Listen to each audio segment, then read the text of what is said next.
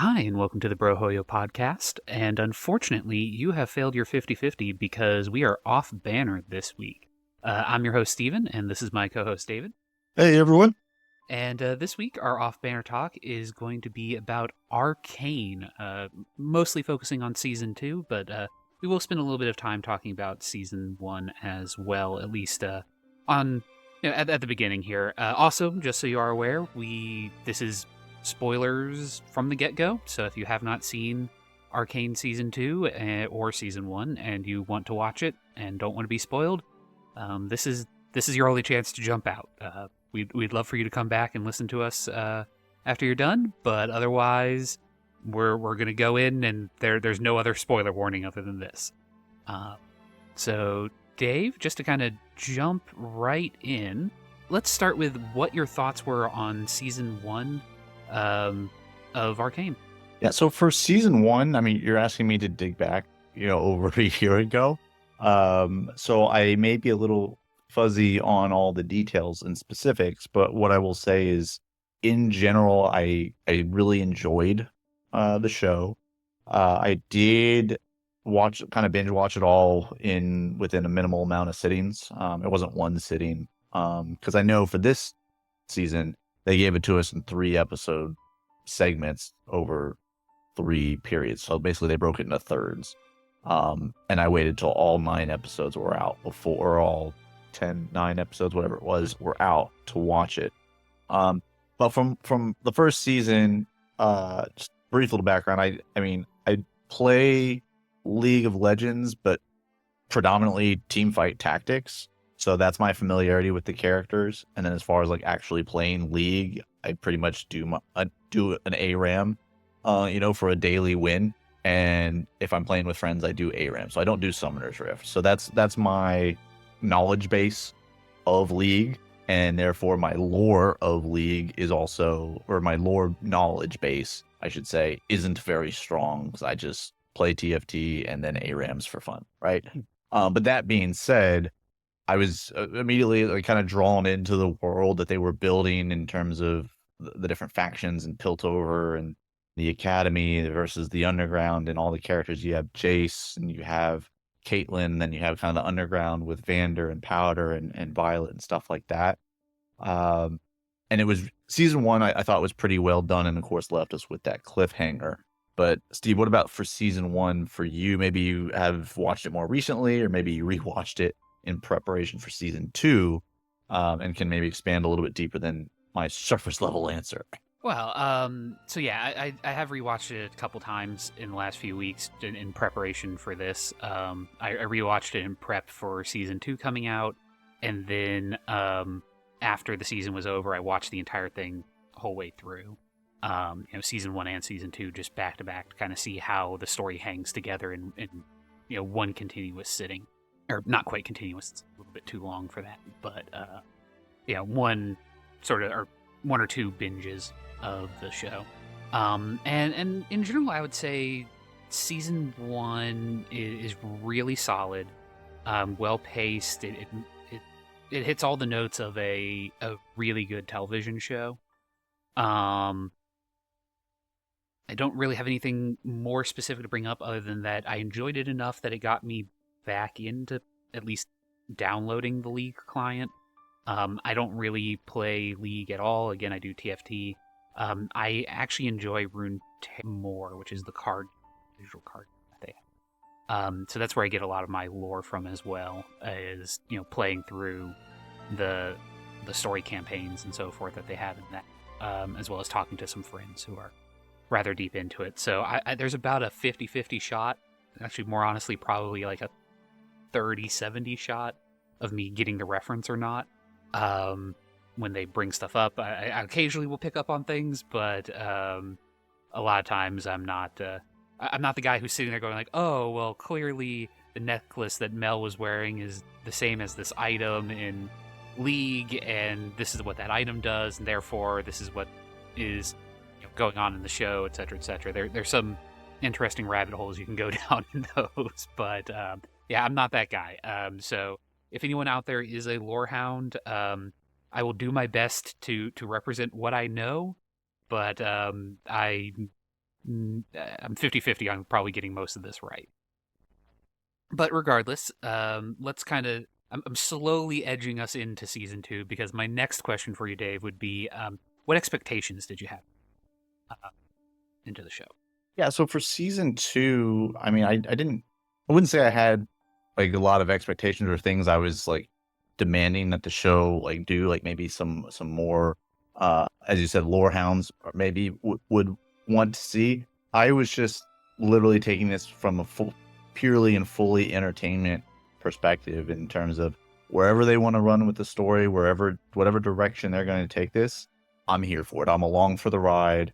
Um as long as they do it in a well done manner, which I expect them to do because they're, they typically do stuff like this pretty well. There's a lot of high production value in season 1, so I expected that trend to continue.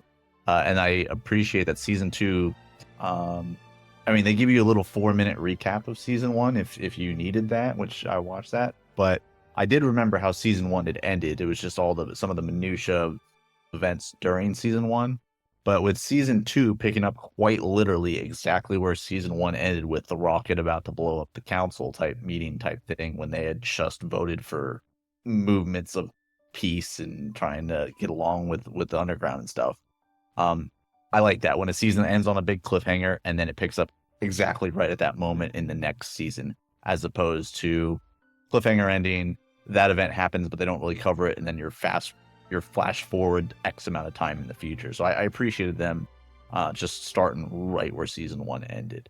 But for you being maybe a little bit more lore savvy, did you have expectations, or did you know something from Runeterra that was, you kind of knew the direction they were headed with the story? Because I had no idea where they were going with it. So I had expectations, Okay. and so going into this, I knew it was going to be the last season of Arcane. So I knew that they were going to have to wrap up whatever storyline it was. That this had to be a conclusive season. The other thing that I'm going to be honest was in the back of my mind for a lot of this is looking at it as a multimedia project, where there's the MMO, which has been canceled and started and restarted and so on and so forth. But in the back of my mind, the MMO still exists in some way, shape, or form. Some concept of it exists at Riot, and so I was kind of looking at it and going, okay, wherever the story ends, it's going to end at some level of status quo for the MMO to be able to build off of, or from some other game project to be able to build off of. So that was sort of my expectation from that side. Another sort of point that, and to clarify, I watched it very differently than Dave did. I watched each of the 3 episode chunks as they came out, and then had to spend a week waiting for the next part of the story to come out. And during that time, I was talking with friends, had conversations with other individuals who were more lore hounds than I am about the show and sort of where we thought it was going and so on and so forth. So one of the things that I discussed during those is I really strongly believed at this point, it doesn't have to worry about spoilers. I very strongly believed that any champion character that existed in the game wasn't going to die, and that basically the end of the show has to get them at their league status quo. So, Caitlyn needs to end the show as Caitlyn from League of Legends. Jace needs to end the show as Jace from League of Legends. We found out that Mbessa was going to be a character for League. She needs to end as Mbessa in League of Legends, which means that basically all of these characters are bulletproof. Things can happen to them, but none of them can die. None of them can get horribly maimed. They all have to basically end up in League ready condition. Those of you who have watched the show know that is 100% wrong. Yeah, your choice of wording there with bulletproof was interesting. Yeah, that is not how the show worked. Things like Vander and so forth, which we'll get into later, really ended up not working out quite the way that I expected they will. Although they can still potentially go in that direction, depending on how they go moving forward. Not Maddie the baddie. Yeah. Anyway. Yeah, that was a one where you kept on referring to her before you watched the show as that. And I'm sitting there going like, oh, you don't know. No, he did not. I did not know that. And then some events happened. I went, oh, she is a baddie. That's what they mean. Yep. So yeah, going into it, I was expecting a lot more. I wasn't expecting the show to go quite as fuck it, we ball as they did go. I really assumed that they were going to cleave a lot closer to the lore that they had already written and try and get the characters to end in a place of usability for future projects. Um, but they've come out and kind of said that no, even though we've combined everything into this one arcane universe, nothing is set in stone until we set it in stone, either in arcane or in a release or so on and so forth. So the writers had a lot of flexibility in what they could do with the characters, and they exercised that a lot more than I expected they would. But yeah, going in, I was expecting something a lot. Not necessarily tame, but I was expecting it to end on a much more neutral than the show itself did. Uh, but I guess now that we've gotten expectations there, let's jump right into, what was your favorite storyline or plot or character of season 2? We'll throw it all together. This is the chat period. Okay. So as far as plot lines go, obviously there were a lot of different ones, so it's kind of hard to choose just one. You don't have to. Um, Just what are but some of the standout ones for but yeah, so I'll kind of do some of the standout moments that I thoroughly enjoyed, and so from the first third of the show, there was a moment where Powder or Jinx, excuse me now, right? Jinx and Savika are fighting with Smeech and his crew in the back alley. you? And this is shortly after Jinx has tinkered with Savika's arm to make it that slot machine. Yeah. And Savika during the fight, is after Jinx tells her you gotta, like pull the lever Yeah. to make it work, and then depending on what pops up, it's a different type of weapon. I thought that fight scene was was just perfectly on brand for Jinx as a character, in terms of just it's a serious fight, life or death on the line, and it's just kind of still all game, and it was a very, very colorfully done, and was very well animated. The music fit perfectly. That whole fight scene was very enjoyable to me to watch. And then you have the little orphan girl, Jinx Jr., as it were, in the scene as well. So we were kind of introduced to her, and then becoming attached to Jinx, and if it's like a sister vibe or like a mother-daughter type vibe, or whatever it may be. But that fight scene was pretty great. So, And just sorry, sticking on the fight scene real quick. Mhm. Some of the criticism that I heard early on was that, especially in the first 3 episodes, there were a lot of like musical segments, and that I think that fight was an example of it being done really well. But did you feel that at least early on that there was a lot more of a music video vibe, or too many musical interludes in those episodes?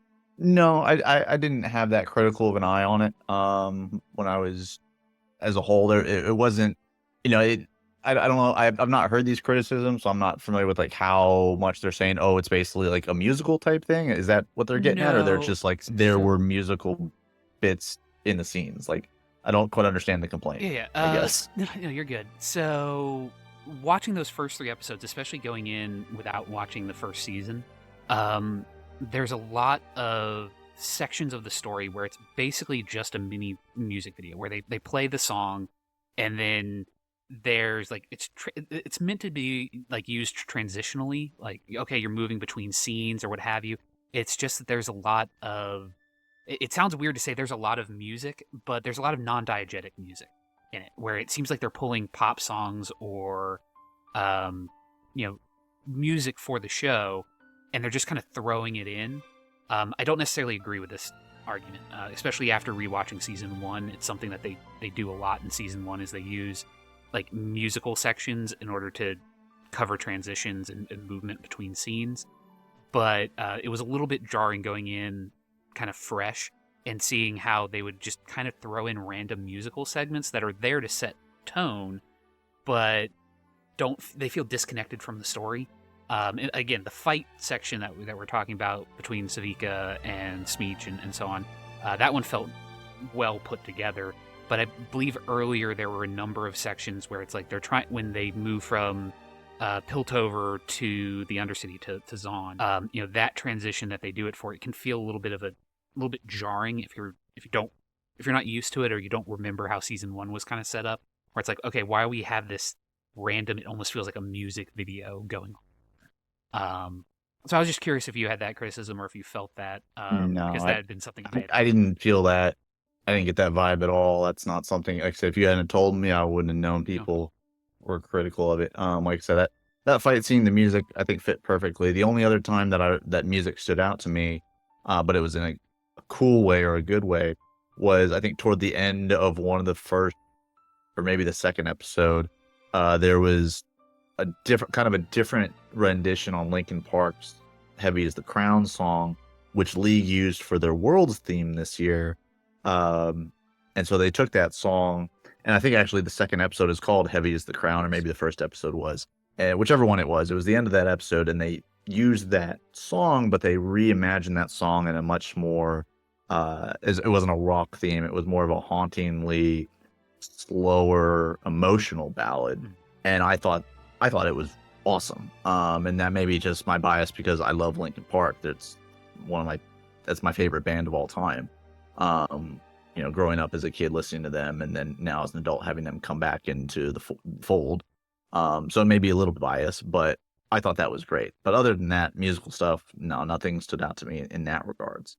Um, but to kind of circle back to the point I was wanting to segue into, about different themes, right? So we talked about that fight scene, and we're kind of introduced to the little orphan girl that becomes um, Jinx's little sister or daughter type Mhm. bond. Whatever it may be, that grows over the course of the next few episodes. And despite being introduced to this orphan girl very, you know, late in terms of she's a character that just appears at the start of season two, Yeah.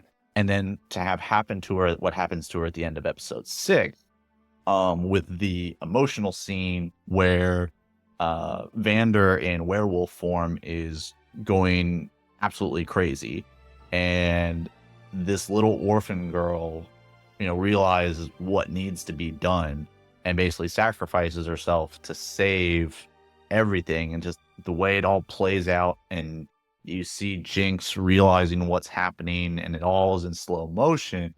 That was another scene that stood out. Um, and despite only having met this little orphan girl maybe 4 episodes prior, we had this attachment to her, because of her relationship with Jinx, and it was an emotional moment in the show that, you know, it made the tear ducts, fill up a little bit. You're like, ooh, ooh. And now for somebody like me, like I said, I waited till everything was out so I could just go to the next episode. I could go to episode 7 and like, what's the aftermath of this? But for somebody like you, Steve, I wanted to get your feedback when episode 6 ends on that emotional high, and that climactic moment. You then have to wait a week until episode 7. But how were you feeling at the end of episode 6, and then the subsequent week you had to wait until episode 7 came out? So here I expose myself to be a heartless, cruel person, because as soon as I saw that kid, I called that she was dead. Like she wasn't gonna make it to the end of the show. um, just because, especially beginning of episode, I want to say it's episode 4, where she's going out and like acting as an imposter for Jinx and setting off stuff, and basically kind of going like, oh, I'm gonna fight the rebellion in the name of Jinx, and kind of be her standard bearer, and so on and so forth. I was really hard predicting that she was going to get shot down in some way, like killed, and that would be Jinx's call to action, that she'd basically have to step up and be the rebel hero that she needed to be. It didn't turn out that way, but I was fully going in like, okay, that's unfortunately that is a dead child character.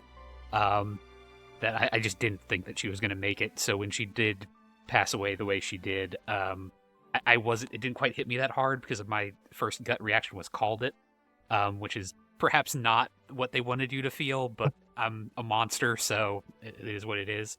I would also say that my biggest issue was I felt like episodes 3 to 6 really suffered from kind of being a little bit unfocused in a way that I didn't think the other episodes were. Going back and watching it fully through, it's not as bad as it was when I had to wait a week between them. Um, but the entire like Victor hippie commune thing that they go to visit, like that slowdown that occurs, you really feel it when you're only watching 3 episodes. Watching it in 3 episode chunks. So most of the conversations I had with my point of view and others that I spoke with was that just it didn't feel like it was moving the same way the first season was. That the those storylines just weren't quite going anywhere. I mentioned this off camera previously when we were discussing when you first finished it when we had a short conversation about it. One of the things I mentioned was that I feel like if I was to rewatch it just back to back to back, all as one thing, just binge it, episode 7 and episode 6 should have been flipped because episode 7 explains why Jace shows up. It screws everything up. And when you're just kind of watching the show and it ends on that, my first reaction is, okay, the first thing they have to do in episode 7 is they have to explain why Jace did what he did, because he keeps on referencing like, I've got to do this, I've got to do this, I've got to do this, but he just kind of shows up and they don't give you any context for it. And then he doesn't really kill Victor, but he shoots Victor and sets everything off, but nothing that he does is justified at that point. So there were a lot of questions that needed answering, and I still believe that the show would finish strongly. But yeah, I remember kind of finishing that section and talking with people and kind of going like, okay, I guess let's hope that it ends strong, because right now I'm not sure how I'm not sure I trust them to finish this. Just because of all the time that they spent kind of chasing their own tail. The Vander arc kind of comes out of nowhere and acts as a big kind of distraction in the middle chunk of the story, where I feel that there were other stuff they could have focused on, like Mel being kidnapped or the alternate universe stuff, which happens in episode 7. Like there were lots of directions they could go, and I feel like the Vander stuff was just sort of forced in a little bit. Yeah, unfortunately. But was there anything else? Yeah, that episode 7, because watching it back to back, not having to wait the week, the episode 6 to 7 transitions, like here's this, like I said, this emotional, climactic high for those of us that aren't monsters. And then we go to episode 7 and it's like, now here's something completely different. Like it's just a completely different vibe. And then you get the Echo and Heimerdinger in the alternate universe, where Heimer learns about the little bit of the time loop he can do up to 4 seconds. And then as soon as I see that happen, I'm like, that's going to be a thing. That's going to play a major factor in the quote unquote end fight. And sure enough, that's what happens in the end fight, right? He has to push that 4 seconds beyond the 4-second threshold to ultimately overcome that final struggle. But I did also, to kind of wrap up, the high points or the moments that stood out to me. So I mentioned the first third, I mentioned the second third. So now in the last third of the episodes of season 2, really kind of that final fight and the kind of the combination of that I wasn't really expecting, in terms of like Caitlyn maiming her own eye in order to beat Ambessa in the fight, and then Ambessa ultimately dying. Maddie the baddie getting domed. Yeah. That was a scene I was not thinking that Riot was gonna do, because that's a little more violent to actually show it like they did than I was expecting them to go. And I'm okay with them doing it. It doesn't bother me. I was just surprised that they did it, considering I guess their audience, or the wide ranging age of their audience. But anyway, to put a bow tie on that again, so all the big moments in the final fights, and then ultimately culminating with Victor and Jace, and then you learn that the alternate reality that Jace had been in, he had interacted with Victor as it, in that timeline that Victor had won, and then when that was the big reveal, You know, I thought that was real. I thought that was really neat. It was a slightly predictable, but it was still really cool how they revealed it, even though you kind of already knew that's what the reveal was going to be. And when you can do a reveal that's kind of predictable and it still be cool, I think that just adds another level to it. When you're still like that was really good, even though you knew it was coming. I think that's awesome and deserves props. I do also really quickly want to circle back to Maddie. She gets when she bites it. I was actually super happy with that, not because she died, but because when she betrayed Caitlyn, Mhm. I was terrified going into it that they were going to turn it into some like love triangle thing where like she betrays Caitlyn because her and Caitlyn were together while Vi and her were broken up, and then Caitlyn and Vi get back together, and now she's the third wheel and she's kicked out of the Let's All Be Gay Girls Club, and like it would be like a bad breakup thing, and that's the reason why she turns evil. And it's no, she was evil from the beginning. She was a sleeper agent for Noxus from the get go. Like the entire time that she was with Caitlyn, she was a sleeper agent. She was a honeypot, and that made me so happy that they didn't do that to that character. Like it was just a nope. She was evil from the beginning. That was it. Yes. We're good. I'm like, Yeah, it thank you. wasn't character development or some extra plot line they were trying to throw in there. It was, yeah, no, she's an agent, like you said. Yeah, because to me, it's always been like Caitlyn and Vi, and so when they had the split, and then Maddie just appears in the bed with her, I was like, this. I don't know much about the lore, but I know this, and Well, that isn't right. So like that she is supposed to be with Vi. Um, so okay, we're gonna build off of this because I have things to say. okay. So first of all, I really don't like Caitlyn as a character. Oh, I okay. really don't like her. She is. I'm not gonna say she's badly written. I don't think she's a badly written character. I just think that she's a awful person as written. Because she's basically uses everyone around her, and she treats everyone around her like shit. Like especially Vi. Like she really just treats Vi like garbage 90% of the time. Even watching season one, she is comically like mean to Vi at multiple points, and she just gets away with it. I guess because she's hot.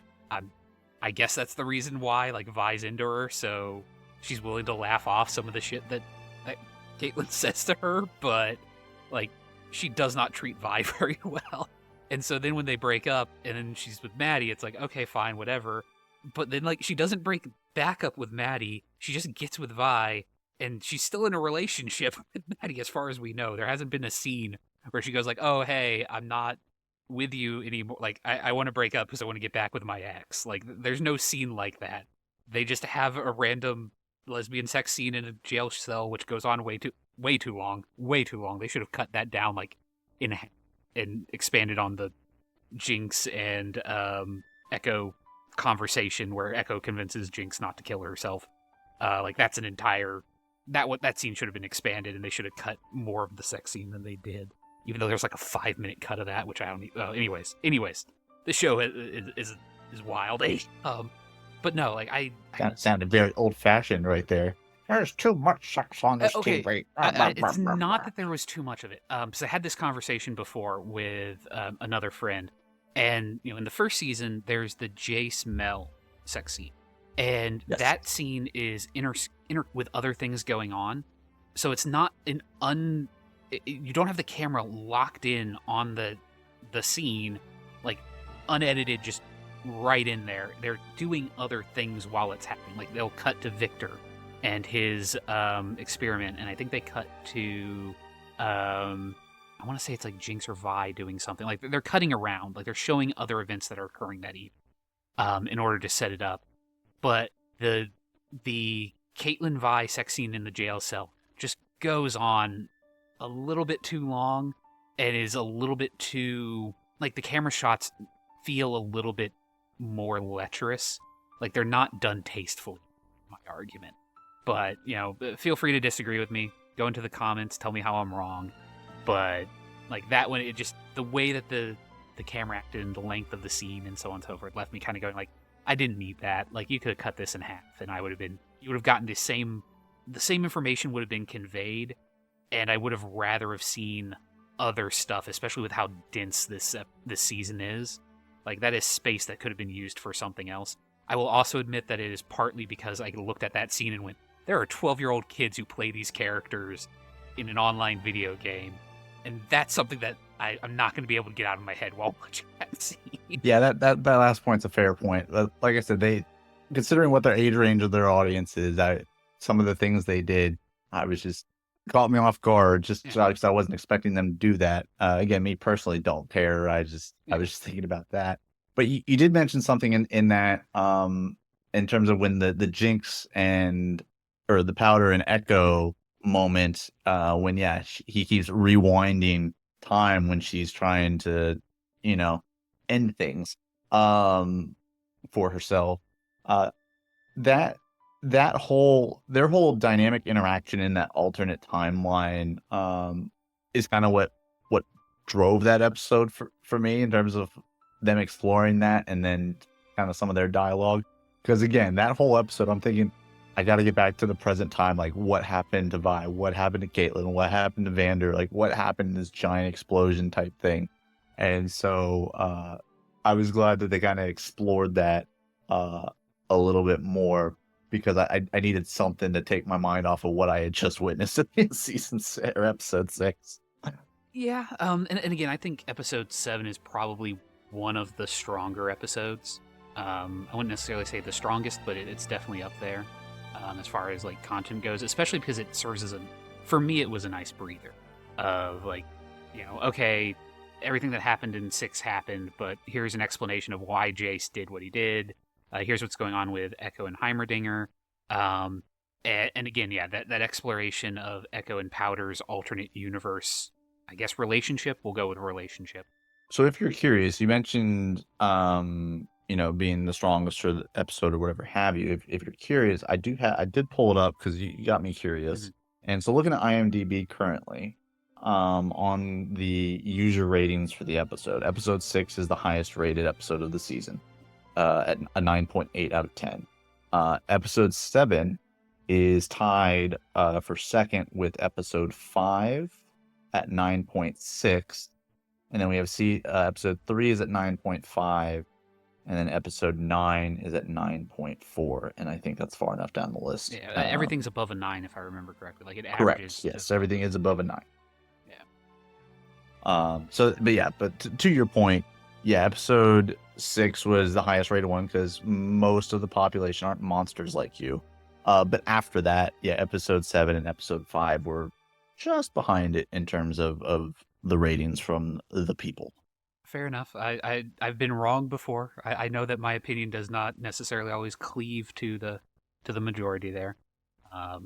So anyway, but no, like I really did feel that that scene, it's an interesting like comedy scene. Like it's set up as a semi-comedy scene because Echo's having to constantly reset, and he only has a couple of seconds like for each interaction with her, and she's constantly blowing herself up or jumping off of a bridge or whatever. And he's trying to stop her, and he finally kind of gets her to stop. But they cut the scene there, and then you don't see them again until the final battle. And I really feel like that scene could have used some expanding just to help bridge the gap between Jinx as she was as sort of this broken character, and then her coming back in the final battle basically just as Jinx. Like, it was a little bit weird that you didn't get to see even like the conversation. But again, this season was rather tight as far as what they could fit in, what they couldn't. They knew that they had to end it, so they had to breeze through some stuff. I feel like there was stuff that they probably coulda, shoulda, woulda cut if I had been in charge, but I wasn't, so c'est la vie. I didn't mean to take over. No, you're good. I was sitting here. Another moment that I had that I felt really dumb about was the kind of the Black Rose storyline. Because I'm sitting there and they're kind of with Ambessa and her family and the daughter and everything with that, and I was sitting there going like, I hadn't even focused like, what's this Black Rose? What's this Black Rose? And then in the middle of it, they said Black Rose for like the 30th time, and I'm like, oh, this is Black Rose because this is a trait in this set of TFT, and I just felt so stupid for having it take that long for the light bulb to make that association for me. Yeah. But I did think that that was kind of an interesting storyline, and then she ends up using the Black Rose to and that power for everything there in the final fight. I thought that was pretty good, but as far as yeah, it was just the association for me. I felt really stupid. I was like, oh, what's this Black Rose they keep mentioning? Yeah, so I might be wrong here, and I'm quoting somebody else because this is information that I had to get secondhand. I'm not looking at a website or anything while I'm saying this.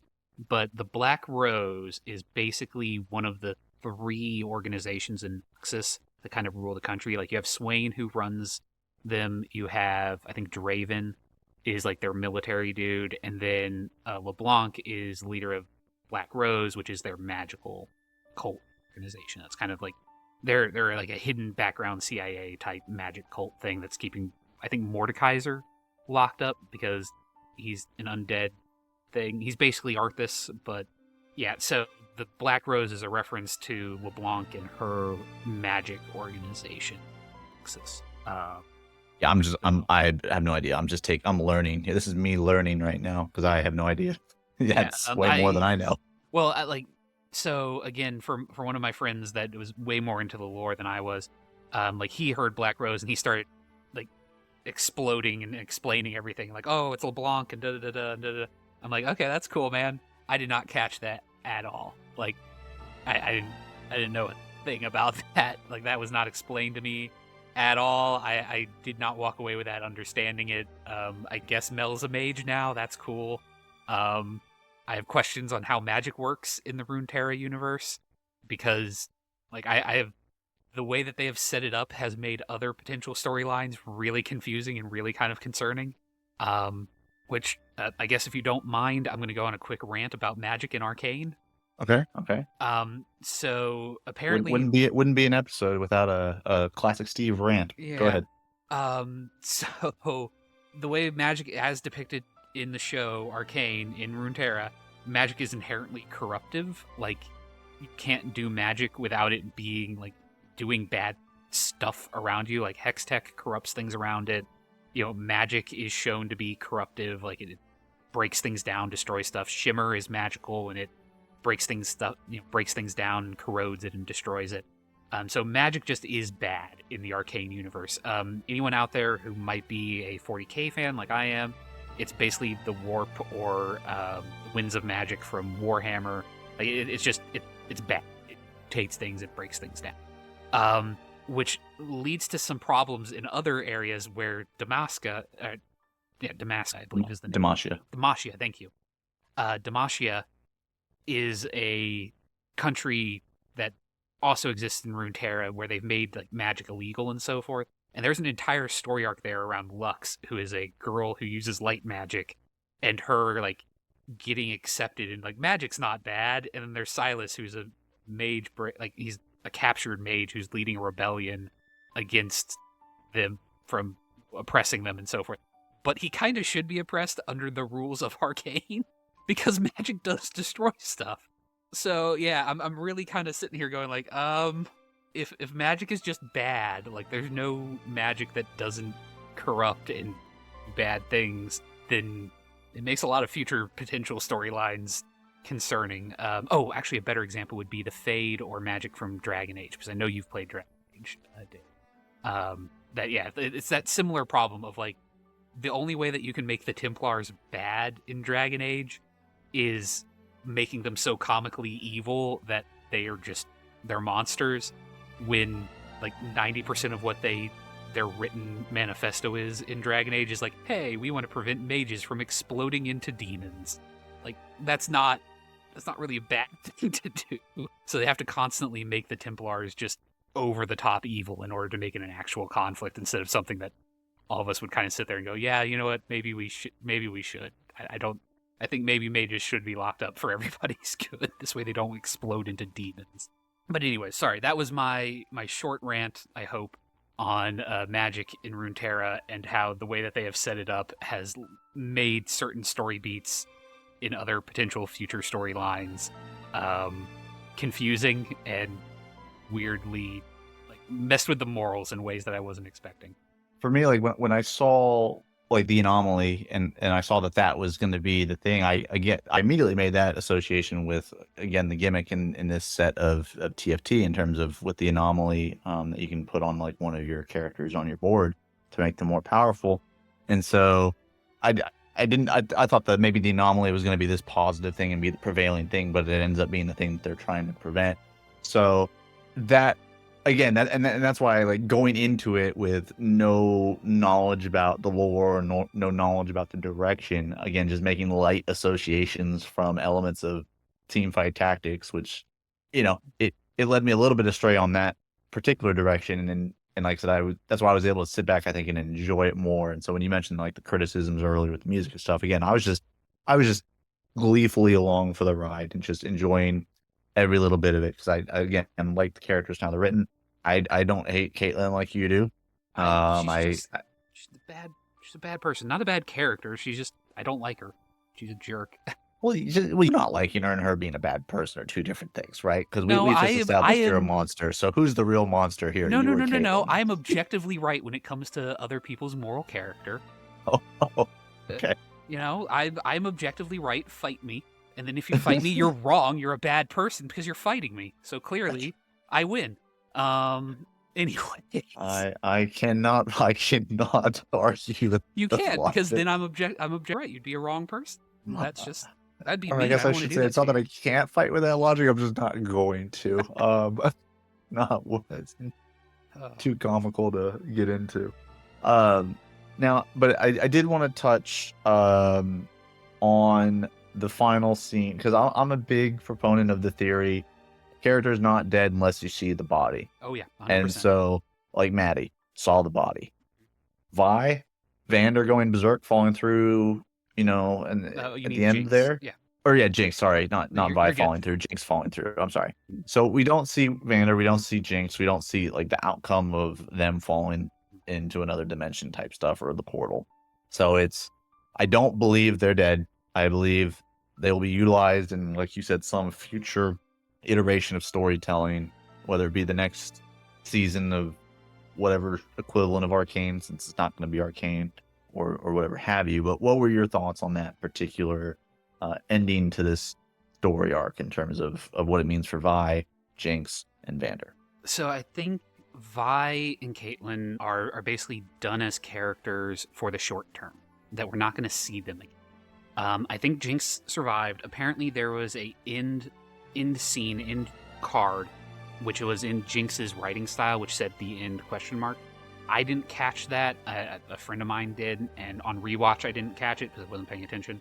But apparently, that's there. That wouldn't surprise me. She's shimmered up and basically, super strong, super tough. So I could see her surviving.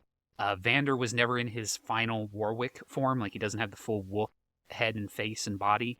So I would expect him to have survived. This way he would actually appear as his character eventually. But again, don't know about that. As far as Heimerdinger goes, the only question I have about Heimerdinger is whether... Okay, so there's a lore bit around Yordles, where Yordles are functionally immortal. If they ever die, they just respawn at a tree, and I think it's called Bramble City, is the Yordle city. They just pop out of the tree there. So when Heimerdinger, quote unquote, died in the alternate universe, one of two things happened. He respawned in the Bramble City tree in his that alternate universe, or his soul was moved to this correct universe and he respawned there. One of those two things happened. So I'm fairly certain Heimerdinger is alive, technically, because he is a Yordle, and Yordles are functionally immortal, at least according to the lore as it stood pre-Arcane. Whether that holds over and they choose to retcon it or not, I don't know. It also makes Meech kind of funny because, when he died, he technically just respawned at Bramble City. I don't know if he respawns with his weird cyber limbs or not. Who knows? But I guess he would have just respawned there. Ambessa is probably 100% dead because, like, we didn't see her body, but like we saw her body. She got killed. So she is probably dead. I'm trying to think of anyone else who was a major care. all of the side characters are dead. Joris and Maddie and so on and so forth. They're dead. But I think any of the the champions other than Mbessa have a little bit of like question mark next to it. Same with Jace and Victor are also ones with like dead question mark next to them. They could functionally come back in the future. But that's my take. Right. Yeah, so it sounds like you're in a similar vein. Don't believe they're dead if you didn't see the corpse.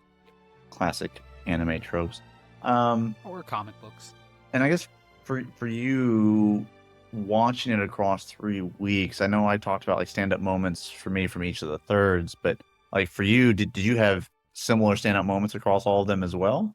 A lot of the ones that you brought up were standout moments. I think for me, a couple of the scenes that I really liked or that hit well for me was, for example, it's in I want to say it's episode 4 or 5.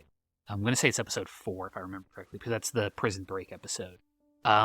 When Jinx goes in and they break all of the prisoners out of the prison, and they all escape behind them, and Vander Warwick is coming, and he's going to hunt down and find God, what is his name? It's not Swain, it's the other one, Singed. Singed. Going to hunt down Singed because Singed has bled, and that's what Vander is using to track him down as a giant werewolf monster. There's a scene where they cut to, I think it's Mbessa or Caitlin, going through the lobby, and it's just a bloodbath. And it's clear that Vander basically slaughtered all the prisoners that they saved on his way in to get Sin. And that really, that was a scene that I enjoyed, mainly because it was a continuity thing, where I'm sitting there going like, okay, wait, they just let all these people out, and then not a couple minutes, like less than 5 minutes later, Vander shows up. So what happened to all the people that were, would have been between those two things? And it's like, no, Vander just slaughtered his way through them in order to get to Singed. So I really liked that from a storytelling, from a continuity standpoint. That was really solid. Let's see, what else let's look back at section 1 or the first 3 episodes. You know what? I actually enjoyed the drinking scene with Joris, the Enforcer Shield dude. Oh, when Vi is out on the streets? Yeah, when Vi and him basically are just getting drunk randomly on the streets. Joris is one of the characters that I was most interested in just from that introduction. And then he's part of the squad. And then at the end of episode 3, he, when everybody else is like, yeah, they're beating their chest and going like, yeah, Caitlin is the new leader, like Joris is the only one that kind of shakes his head and goes, nah, I'm out, man. And just leaves. And then he hangs out with Vi, and he just kind of disappears from the story after Vi hits rock bottom, and only comes back at the end when they need him to fight in the war. But he was the most interesting of that squad. Like Maddie was meh, and I can't even remember the fish guy's name. I want to say Steb. Steb, yeah. Steb was fine, but he didn't have a character. I don't think he even had like spoken line. No, I don't think he did either. So, Joris was one where I'm like, okay, he seems like he would have been a really interested boots on the ground character for Piltover, because you only ever really see Piltover through the eyes of like the rich elite. You don't see the like, hey, I'm a dude in Piltover. Like I own a wrench shop, or somebody who's much more relatable. You don't really see Piltover through that. It's always like, oh, I'm the chief of police, or I'm a minor noble house, or what have you. So that was a view that I would have liked to have gotten. Didn't turn out that way, didn't work out that way, but that's fine. And then I guess in the final 3 episodes, let's just go, I guess, right to the conclusion. What did you think of the conclusion of the show? So I enjoyed the ride leading up to, and then ultimately the conclusion for the show. Again, since I go in with no expectations for the story, I don't have any bar they necessarily need to meet, and they just kind of what I was looking for in terms of a well-told story. tied up, all the plot points and left you kind of wanting a little bit more, of course, because there's going to be, whatever the next project is. I walked away having really enjoyed it and recommended the show to others to watch, whether they play League of Legends or not. I think if you play League of Legends, you will appreciate more than if you're just a sane person who doesn't play League of Legends. And but that person who doesn't play League of Legends can still enjoy and appreciate the story just as consuming it as a media as it is, without filler of the game, or the precursor, excuse me, of the game. Yeah, I would agree with that. Again, I was going into it expecting a much more status quo ending, because in the back of my mind I keep on thinking about, okay, there's an MMO, there's other multimedia projects that they want to do in this world, so they're going to want to leave it on a somewhat more neutral ending. Like, they're going to want Victor to be a vague threat floating around in the world. They're going to want Jace to be kind of back in his Man of the Future persona. Caitlyn's going to have both eyes, stuff like that. And that when they made that turn, that was definitely something I will applaud them for, because it would have been very easy for them to have just set up a comic book universe style status quo and kind of gone, okay, wherever this story ends, this is the default state, the Runeterra universe, and it's never going to move too far from this status quo. But they took a risk, and I'll applaud them. They did, because I think that was the first moment. Because I think her with did that happen first, or did the Maddie dying happen first? I don't remember. Maddie dying happened first, because after that is when Mel and her have the brawl with Mbessa. Yeah, so because when the fight, that's right, because when the fight was happening with Caitlyn and Mbessa there, I just seen Maddie take a bullet to the head and go down how she did, and at that point I was like, oh, they showed that, and that was pretty brutal.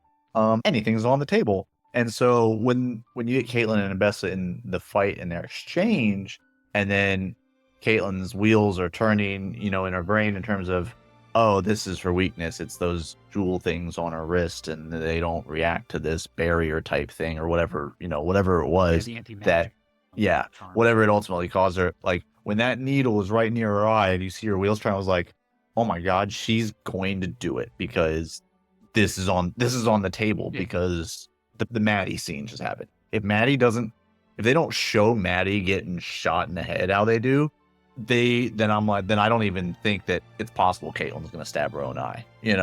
See, I was gonna be honest. I didn't think that she was gonna stab her own eye. I honestly thought that she was gonna do something where it's like she takes it on the cheek or whatever. Because again, at that point, I was still none of the characters had died at that point in a way that you couldn't retcon it out or like safely go like, oh, okay, this is fine. This is fine. We can undo this. Because again, Heimerdinger with the respawn at the Bramble City Tree. Okay, you can undo that. Jace being his weird punished Jace form. You can give the guy a shave and he'll be fine. Victor is basically already in his League version of Victor, just not quite as Iron Man'd up. But okay, you can still do that. But yeah, I didn't. Once Caitlyn lost the eye, that's when I'm like, oh, okay, yeah, no, we're done. Anything can happen at this point. But all in all, like I said, I would say it was a good show. That's kind of my closing bits on it. Did you have any other things you wanted to touch on, or anything else? I just had one last thing I kind of wanted to throw across at you.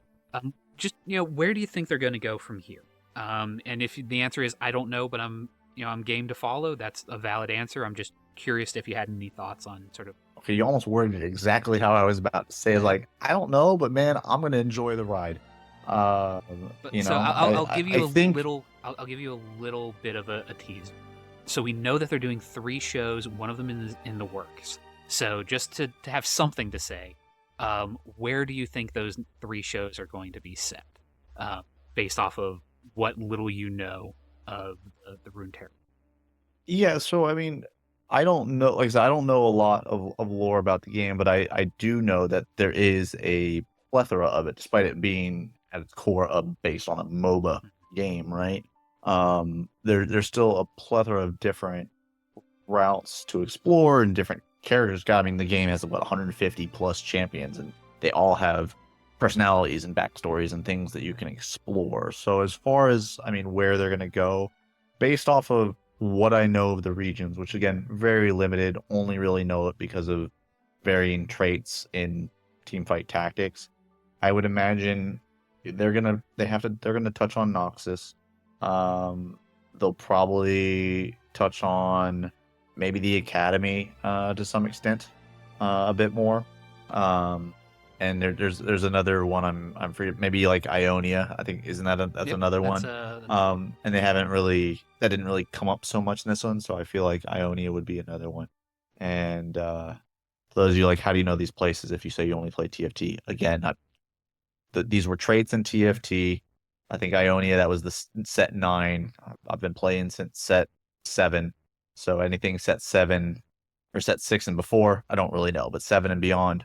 And that was, I think, during set 9. So that would be my guess if you're making me guess 3 things. no problem. So 2 out of 3 isn't bad. Oh, okay. They've announced that one's going to be set in Noxus, one will be set in Ionia, and the other one's going to be set in Demacia. Okay. Yeah. So, those are going to be where we're apparently going to be potentially visiting in the future. We will see, but yeah, I'm looking forward to it. I think that's it for me. Yeah, and I'm sure those projects are going to be a few years down the line. It'll probably be like another 2 years or so before we probably get any of that, or has there been any announcements on development time?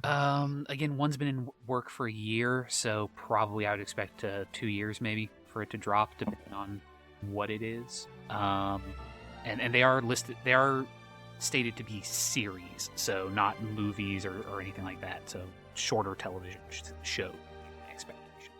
Well, we'll keep an eye on the radar for that because yeah, like I said, wherever the journey goes, I'm down to follow because they do good work.